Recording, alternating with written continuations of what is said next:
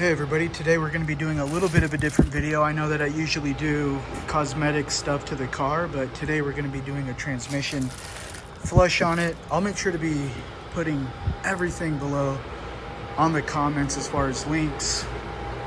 We're all ready to go. I got the tools set up, got the hood open so I can pull the pin here and also down here. So first things first is I removed the skid plate right here, and it did reveal the drain plug. All right, so we have this here. Did end up breaking it here, so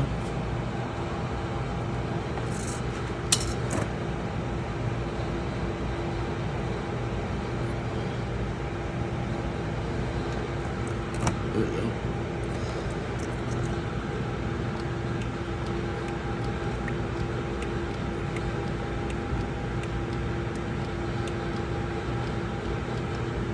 Okay, and then you're gonna see this as well, the drain plug. It's gonna have some metals on it, so you're gonna want to wipe that off. It's supposed to have some metal particles on it. I know you can't really see it in the video, but I'm gonna go ahead and clean that while that's kind of draining a little bit. Here's the old one on here, and here's a new one that I replaced. So I know some people that don't replace that, but I'm going to, and I'm just gonna come back over here and see how we're doing down here, and then we're gonna get all that gunk off of there.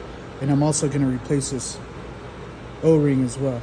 And you're also gonna want to come down here and pull on that just to release some pressure or release the transmission fluid a little bit more. So I'm just going to put that up here,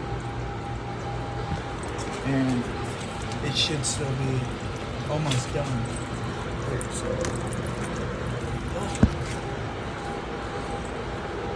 And then I'm going to come over here and replace the O-ring on this. Okay, it's pretty much done. And then, so what I'm going to do now, since the car's already lifted up, I'm gonna loosen up this check bolt a little bit just so it's easier to do it for the next time. But it's gonna go ahead and clean this up here.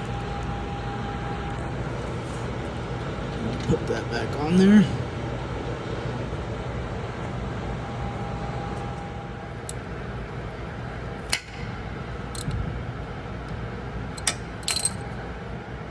Okay, so now it's loose. I can feel it with my hand. On to the next thing. Okay, so what I'm gonna do now is I'm gonna lower the car,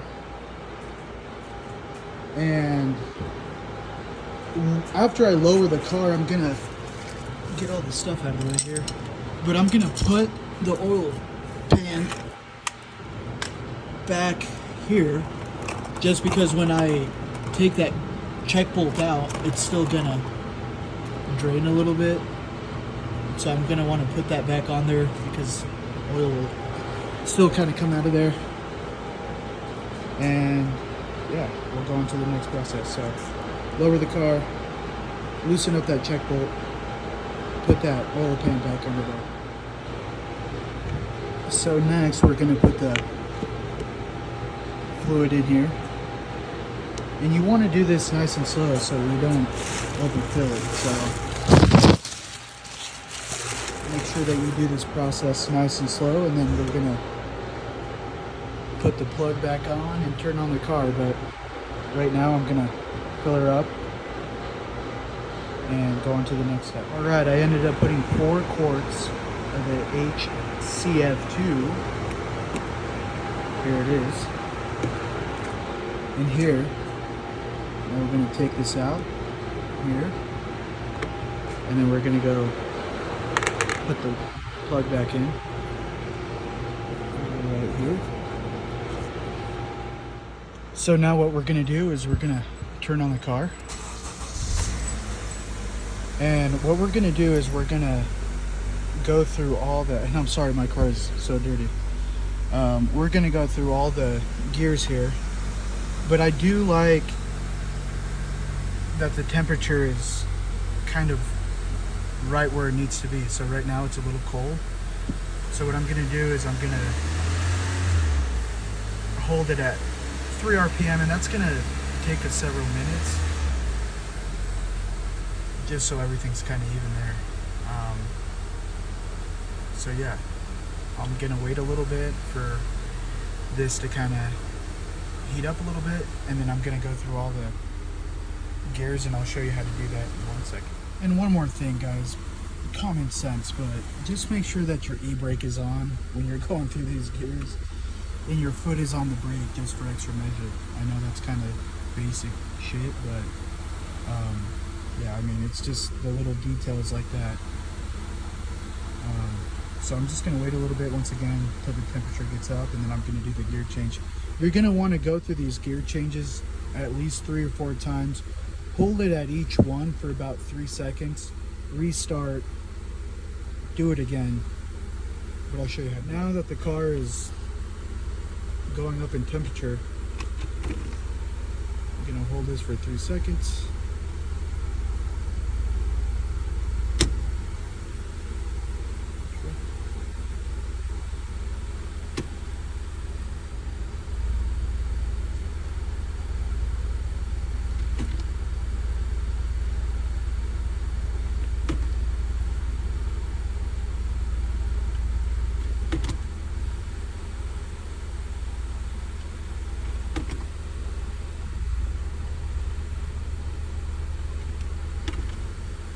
I'm just gonna do that a couple more times.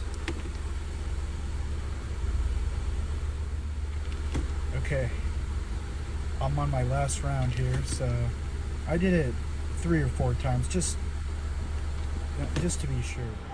So now that we're done doing that, we're gonna go over to the check bolt, and we're gonna remove the check bolt to make sure that everything's at the right level.